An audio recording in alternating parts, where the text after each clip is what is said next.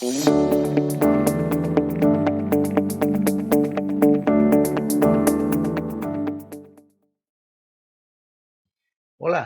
¿qué tal?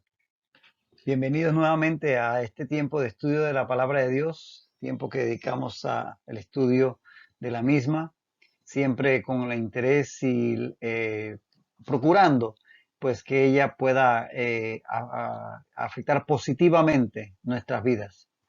Estamos en el capítulo 21 de Mateo. Esperamos que te nos unas en esta media hora de estudio de la palabra, con tu Biblia, con algo para anotar y sí, ciertamente dispuestos a recibir algo para nuestro crecimiento espiritual y sobre todo para nuestra vida diaria. Oramos y empezamos. Señor, gracias por este tiempo y gracias por la oportunidad de escudriñar tu palabra. Gracias, Señor, porque tu Espíritu Santo nos guía a toda verdad. Ahora, Señor, guíanos en este tiempo y que tu palabra, Dios, transforme nuestras vidas. Te lo pedimos y te damos las gracias en el nombre de Jesús. Amén. Y amén. Estábamos, como decíamos, en el capítulo 21 de Mateo y vamos a entrar hoy en esta porción que va del versículo 31 al 41.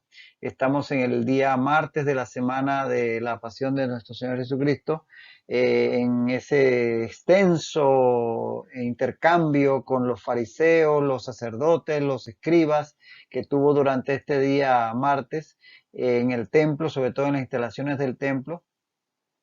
Y habíamos estado estudiando en la ocasión pasada la parábola de los dos hijos. Ahora va el Señor Jesús a plantear otra parábola y vamos a entrar en este texto.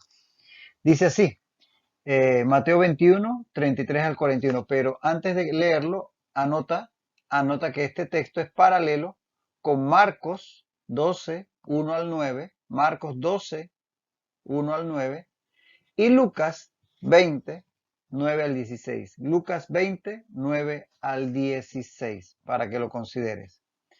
Dice así la palabra. Oíd otra parábola. Hubo un hombre, padre de familia, el cual plantó una viña, la cual cercó de vallado, cavó en ella un lagar, edificó una torre y la arrendó a unos labradores, y se fue lejos. Y cuando se acercó el tiempo de los frutos, envió sus siervos a los labradores para que recibiesen sus frutos. Mas los labradores, tomando a los siervos, a uno golpearon, a otro mataron y a otro apedrearon. Envió de nuevo otros siervos, más que los primeros, e hicieron con ellos de la misma manera. Finalmente les envió a su hijo, diciendo, tendrán respeto a mi hijo. Mas los labradores, cuando vieron al hijo, dijeron entre sí, este es el heredero, venid, matémosle y apoderémonos de su heredad. Y tomándole, le echaron fuera de la viña y le mataron. Cuando venga pues el señor de la viña, ¿qué hará a aquellos labradores? Le dijeron, a los malos destruirá sin misericordia y arrendará su viña a otros labradores que le paguen el fruto a su tiempo. Este texto, como decíamos, encierra otra parábola y de hecho comienza el Señor Jesús habiendo terminado la explicación y las declaraciones que efectivamente tenían que ver con los líderes religiosos en la parábola anterior. Entonces aquí comienza con otra parábola diciendo claramente, oíd otra palabra o escuchen otra parábola. Les voy a contar otra historia, podríamos decir, en un término más coloquial. Y es que aquí vamos a tener una segunda parábola y si la comparamos con la parábola de los dos hijos, vemos que esta, que es la llamada parábola de los labradores malvados, tiene semejanzas, pero tiene diferencias además. Fíjate en las semejanzas y las diferencias. En cuanto a las diferencias, la segunda parábola, la que estamos considerando, la de los labradores malvados, es más detallada que la primera, la de los dos hijos. Esta segunda parábola es más parecida a una alegoría que la primera parábola. Y en tercer lugar, la tercera diferencia es que la primera, es decir, la de los dos hijos, enfatiza, o su mensaje tiene que ver con el rechazo que los líderes de Israel tuvieron hacia Juan el Bautista, mientras que esta segunda, su énfasis o su enfoque es en cuanto al rechazo de los líderes de Israel hacia, los líderes del pueblo hacia el Hijo de Dios. Entonces, esas son diferencias. Pero también hay algunas semejanzas. En ambas, las historias giran alrededor de una viña. La figura de la viña es determinante en el simbolismo de la parábola, de ambas parábolas. Ambas aluden a los falsos líderes religiosos. Ambas van en dirección a acusar a los líderes religiosos por sus faltas delante de Dios. Y ambas presentan a Dios como el Señor de la nación siendo desobedecido. En ambas se presenta al Señor, en este caso al padre de familia, en un caso al Señor de la viña, como el Señor, el que tenía que ser obedecido y no fue obedecido por parte de los hijos en un lado y por los labradores en el otro. Entonces son semejanzas, pero también diferencias en estas dos interesantísimas parábolas. Ahora, recordemos, y esto no nos cansaremos de repetirlo porque siempre es bueno que lo resaltemos, que al interpretar una parábola hay que enfocarse en el punto principal, en la verdad central que la misma pretende enseñar y no prestarle atención a tantos detallitos y tratar de sacar teología de todos los detalles de la parábola, encontrando significado en cada uno de ellos. Hay una verdad fundamental que la parábola quiere enseñar y esa es la que debe resaltar siempre. Pero que al tratar de encontrar el significado a cada detalle se puede cometer el error de tratar a la parábola como si fuera una alegoría. La alegoría sí es una figura que hay en la Biblia, la hay. Por ejemplo, Pablo habla de Agar y Sara como el monte Sinaí, el monte y el monte de Sión. Ciertamente hay alegorías en la palabra de Dios, pero no son tantas. Las parábolas son mucho más, sobre todo en el Nuevo Testamento. Y al tratar una parábola como una alegoría, dándole significado a cada detalle, podemos cometer errores. Y este es un pero importantísimo, porque quizás es la excepción que justifica la regla. Ustedes saben ese dicho, toda regla tiene una excepción. Bueno, esta posiblemente sea la excepción. En este caso, el caso de la parábola que vamos a abordar en este momento, la parábola de los obreros malvados, tiene los detalles de la misma, tiene un significado relevante. Por lo que se dice que esta es la parábola de todas las parábolas que enseñó el Señor Jesús, esta es la que más se parece a una alegoría. Es una parábola, pero sus detalles son tan relevantes que no se pueden obviar, como pues en algún momento hemos aconsejado en otras parábolas de no estar encontrando de tanto significado a cada detalle. Pero en este caso en particular, en esta parábola sí hay que fijarse en los detalles, por eso decimos que es la parábola que más se parece a una alegoría y eso es digno de destacar. Entonces Jesús tiene ese público ahí en las instalaciones del templo y pues al narrar esta segunda parábola, él se dirige específicamente al pueblo. Lo dice Lucas 29, dice Lucas 29, pasaje paralelo. Comenzó luego a decir al pueblo esta parábola. Recuerden que cuando Jesús fue interrumpido por los líderes religiosos del Sanedrín para preguntarle acerca de su autoridad, él en ese momento él estaba enseñando a la multitud ahí en el atrio del templo. Entonces, esas personas habían estado ahí oyendo sus intercambios con los líderes religiosos y la primera parábola y ahorita van a seguir oyendo la segunda. Por eso es que aquí Lucas lo dice muy bien, él se vuelve al pueblo. Había estado en un intercambio con los líderes religiosos, pero aquí se enfoca en hablarle al pueblo sobre esta parábola. Pero seguramente, y como lo vamos a ver al final, los representantes del Sanedrín seguían escuchando, o sea, ellos no se habían ido, ellos no se habían retirado, pero Jesús como que le vuelve la espalda, habla más directamente a los que le quieren oír del pueblo y ellos como que quedan ahí un poquito en un segundo plano, pero escuchando. Tanto así que Mateo 21:45, al final de esta parábola, dice que oyendo sus parábolas, dice Mateo 21:45, los principales sacerdotes y los fariseos entendieron que hablaba de ellos. Así que ellos estaban ahí escuchando, aunque Jesús en este momento, justamente cuando va a comenzar con esta segunda parábola, se dirige más primordialmente al pueblo que está alrededor. Y la parábola comienza diciendo, hubo un hombre, padre de familia, el cual plantó una viña. Fíjate que la parábola habla de un hombre. un hombre que es padre de familia, o sea, tiene hijos, seguramente también esposa, pero eso no viene al caso. Y obviamente tenía propiedades, es decir, era un hacendado, es el personaje central en la historia. Así que imagínate una persona que tiene propiedades y tiene hijos, o tiene un hijo por lo menos. Y porque dice que es padre de familia. Si es padre de familia, tiene que tener por lo menos un hijo para llamarte padre de familia. Y él separó un terreno de su propiedad porque dice que plantó una viña. Separó ese terreno para un propósito específico que fue plantar en él vides para tener una viña. Una viña es un huerto o un terreno grande, pequeño, plantado de vides. La planta que da las uvas, claramente.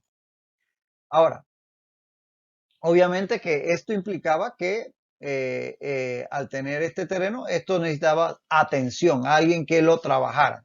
Entonces, todo esto es parte de la imagen que hay que comprender para poder recibir el mensaje que va a transmitir la parábola.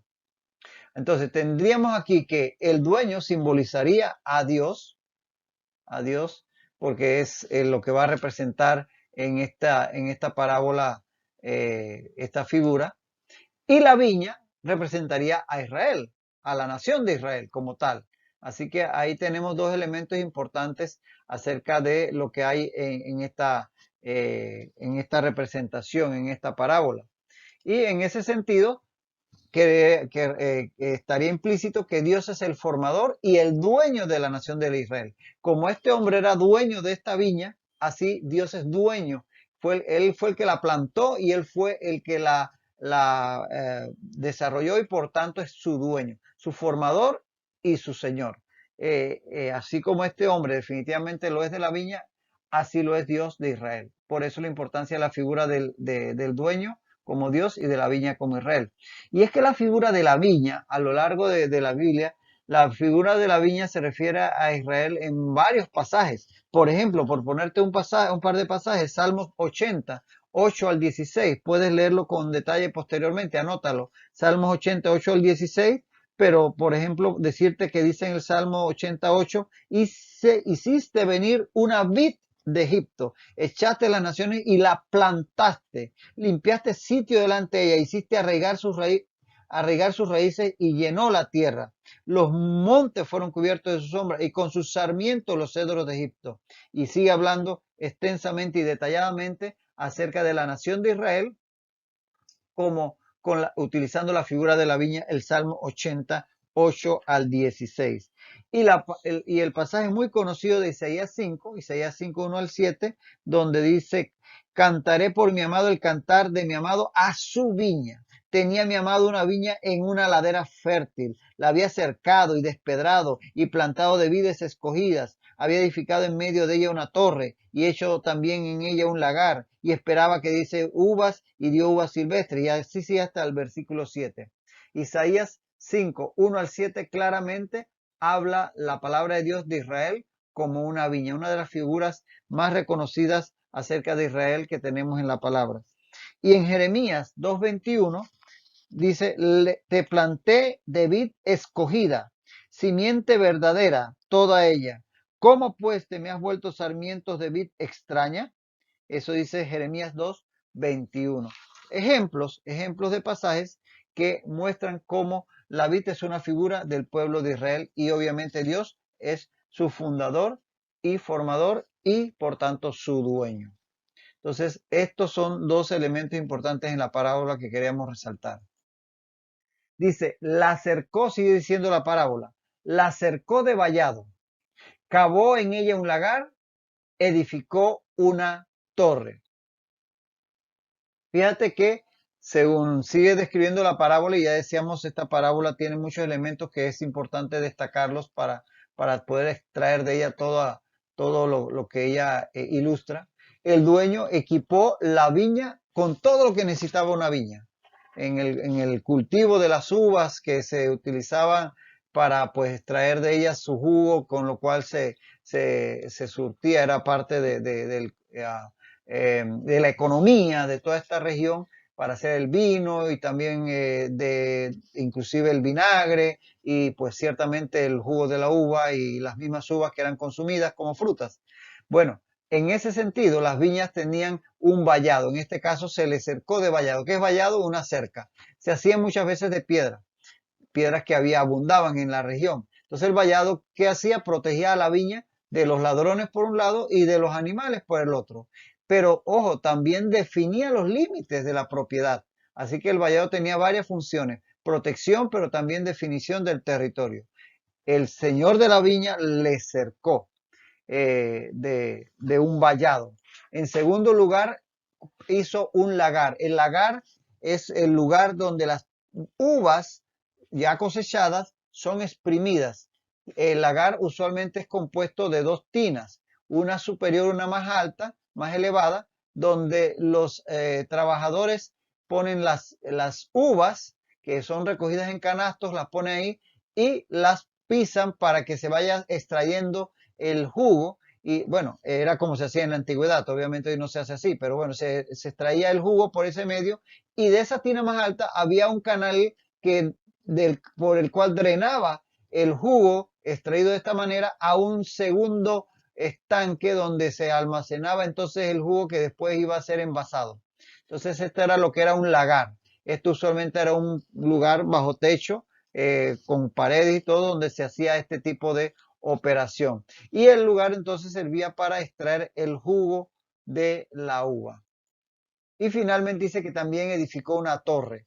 Era algo, digamos, no obligatorio, pero era frecuente que estas propiedades se le edificaba una pequeña instalación que servía para atalaya, para vigilancia. Desde ese punto un poquito más alto que el resto del terreno, un vigilante podía ver si había algún ladrón que quería llevarse las uvas o algún animal que estaba entrando por algún lugar, por una apertura en el vallado. Bueno, esas torres servían como atalaya para vigilar la viña, pero también podía servir como refugio para los trabajadores que podían ahí aguarecerse, como dicen, para cuando llovía, y también podía servir como almacén para depositar ahí algún aparejo o algún tipo de instrumento o alguna cantidad de uvas incluso en algún momento. Para todo eso servía la torre. El dueño de la viña puso todo empeño en que la torre, la viña, perdón, tuviera todas los recursos necesarios para su buen funcionamiento. Y así Dios también hizo provisión de todo lo que necesitaba su pueblo, así como este hombre hizo para su viña. Dios hizo todo para lo que su pueblo necesitaba. Salmo 121.4. Salmo 121.4 dice, no se adormecerá ni dormirá el que guarda a Israel. Dios está pendiente de su pueblo, en este caso el pueblo de Israel, y estuvo pendiente de todas sus necesidades. Como aunque hoy día están alejados de él, aún alejados de él, Dios sigue pendiente de ellos. Y hemos visto a lo largo de la historia cómo Dios ha estado cuidando que su pueblo, a pesar de que se han levantado muchos enemigos, permanezca. Por eso dijo alguien que si quieres una prueba de la existencia de Dios, mira el estado de Israel. Definitivamente que es no hay forma de explicar la sobrevivencia a lo largo de tantos siglos de esta nación, sino porque es un pueblo que Dios separó con propósitos y que todavía los tiene allí para algo más. Ahora, fíjate todo lo que proveyó el Señor de la viña y que tiene también su representación en el trato de Dios con Israel. El vallado, esa cerca. Bueno, Dios cercó a Israel con una protección moral, que fue la ley que dio a través de Moisés en el monte Sinaí, que le permitió hacer diferencia con el resto de los pueblos, porque esa ley les marcaba los límites en los cuales ellos se debían mover. Y era una ley para protección, pero también para delimitación, que es lo que hace un vallado. Así que la ley vino a ser como un vallado que Dios estableció para protección de su pueblo y para distinguirlos de las demás naciones. Por otro lado, el lugar donde se exprime la uvas, donde se extrae el jugo de la viña por metonimia, es decir, tomando la parte por el todo, el lagar sería representativo del fruto que Israel debía o era llamado a producir para Dios. Entonces, así como en el lagar se extrae el fruto de la viña, también en el caso de Israel debía aportar frutos para Dios definitivamente a los cuales eran llamados. Y finalmente la torre sugiere la permanente vigilancia de Dios sobre su pueblo, como en el Salmo 121 acabamos de leer, que no se adormecerá ni dormirá el que guarda a Israel. Él es un permanente vigía sobre su pueblo, un atalaya, y de eso hay una excelente figura o simbolismo en la torre. Así que todos estos elementos de la parábola tienen alguna tipo de importancia en cuanto a su representación. Dice, y la arrendó a unos labradores y se fue lejos. Y se fue lejos.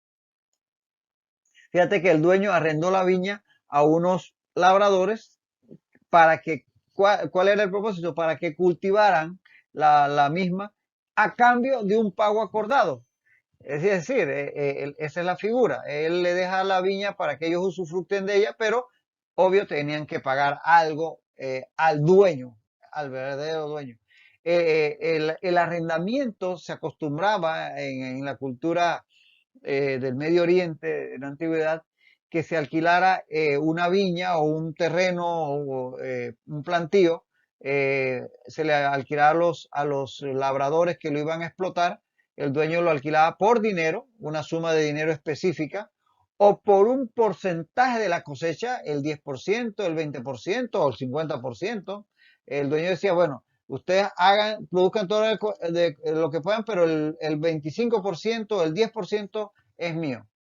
O podían hacerlo por una cantidad fija del producto, sin importar si el año fuera bueno o malo. Ustedes me tienen que rendir al año tanta cantidad de jugo de uva, de vino o de uvas, lo que sea que estipulasen como el producto a extraer.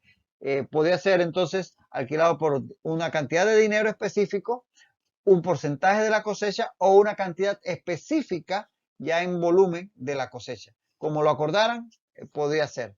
Ahora, la más probable es que aquí aplicara la última opción, que era una cantidad específica que tenía que ser aportada por los labradores. Es lo más probable. Ahora, él dice que el dueño definitivamente que se retiró y dejó la viña en manos de estos labradores. Y dice que se retiró lejos e incluso por mucho tiempo. Aquí dice Mateo y se fue lejos, pero en Lucas 29 dice, un hombre plantó una viña, la arrendó a los labradores y se ausentó por mucho tiempo.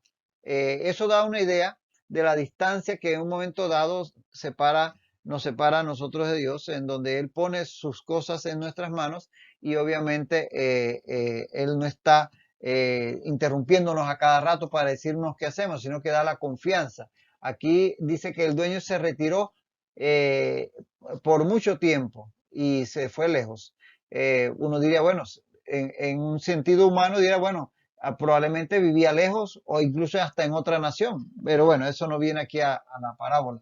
Pero es la idea que da la misma de que él se retiró a una distancia bastante alejada y lo hizo por mucho tiempo.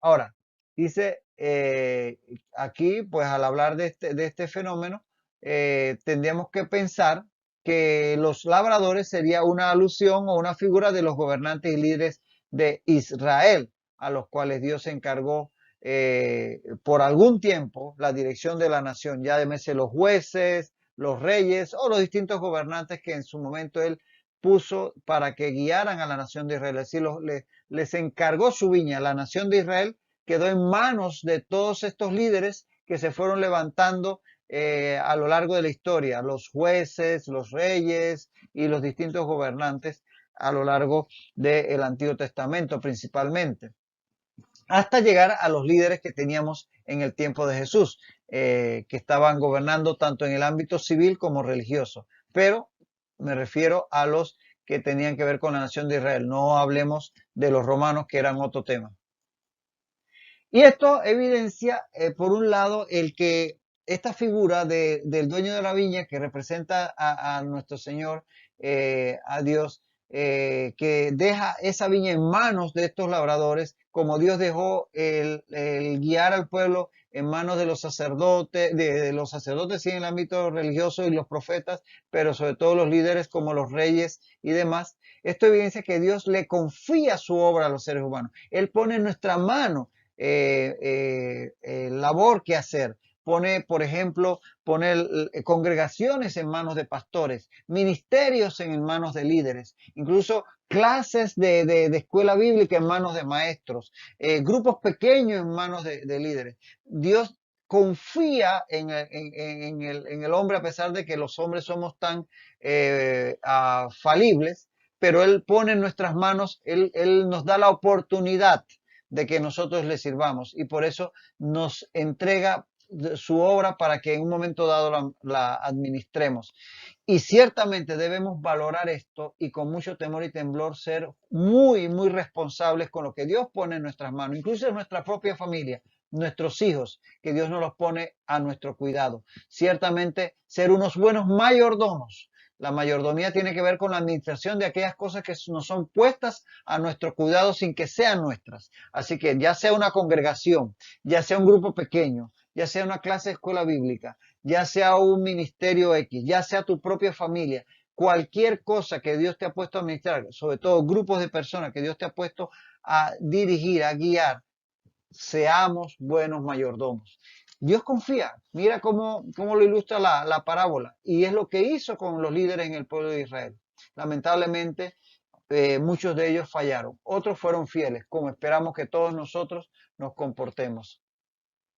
Porque Él espera, por otro lado, en su paciencia, que en su tiempo den fruto. Y espera que nosotros también lo demos en su momento. Él tiene paciencia para con nosotros. Quizás a veces pareciera que la persona no es tan proactiva en aportar, en hacer algo en la obra del Señor, pero así como Dios tiene paciencia con nosotros, también nosotros debemos tener paciencia con otras personas que están en ese camino de crecimiento, porque sus frutos se darán a su tiempo, si es que se van a dar. Entonces, ser pacientes con los demás como Dios ha sido con nosotros, sabiendo que los frutos puede que no se den enseguida, pero confiar que en algún momento se darán.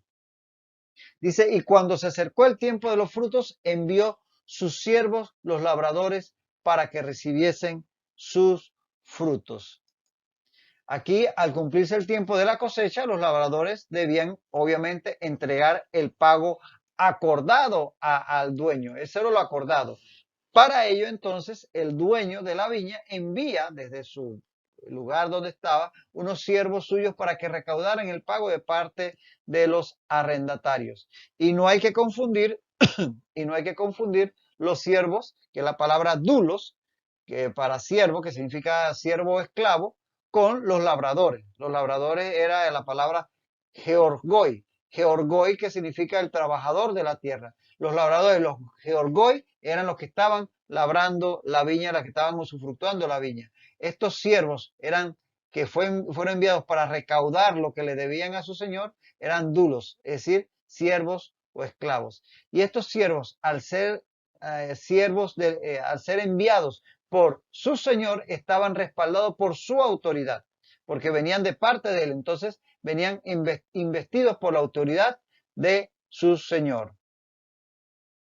Bueno, ahí tendríamos que hablar que estos siervos representarían a los profetas enviados por Dios a lo largo de la historia de Israel. ¿Buscando qué? Un cambio de actitud del pueblo, buscando sus